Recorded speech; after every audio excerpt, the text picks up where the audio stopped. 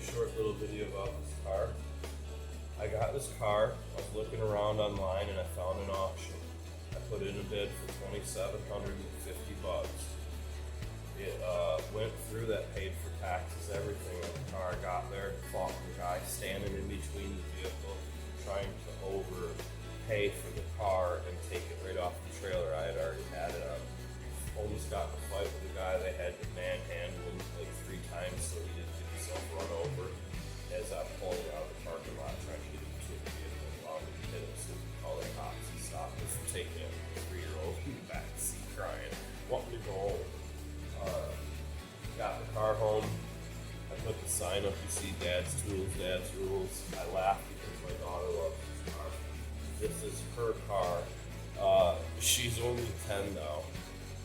And it's funny because she tells me I'm not allowed to sell it. This is her car. She gets mad when I drive the car because I'm going to put too many miles on it before she has it.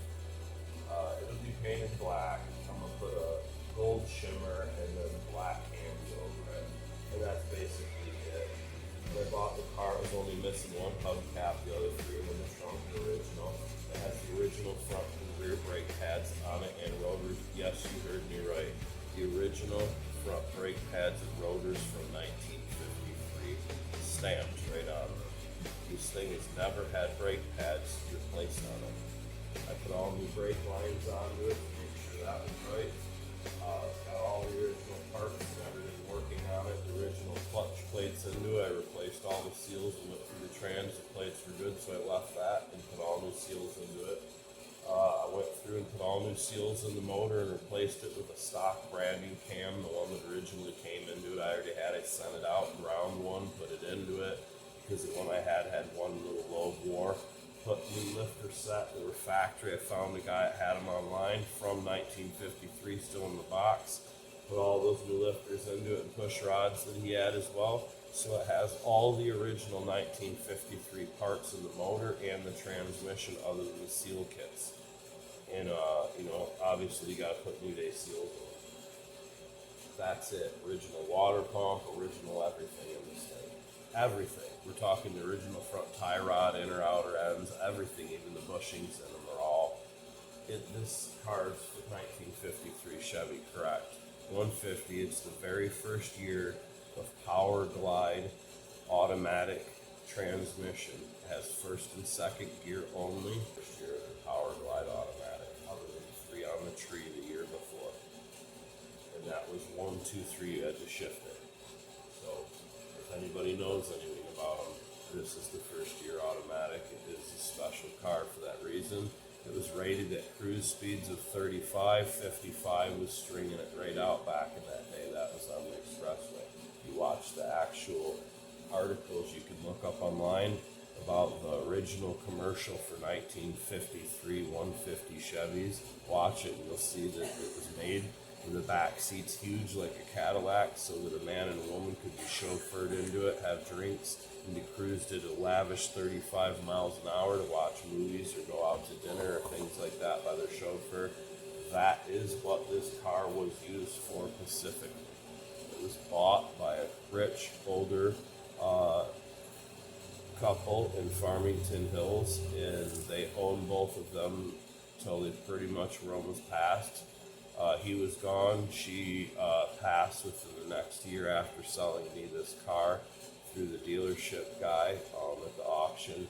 I got a chance to speak with her. She was a really wonderful lady, and I really appreciated everything.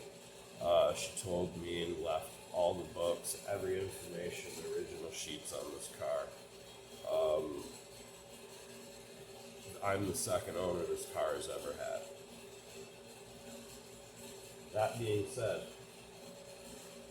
I absolutely enjoy the car. I'm blessed to own it. My daughter loves it. My wife loves it. We absolutely want to get it painted so we can drive it more often so that I don't have to sand it every couple times I drive it.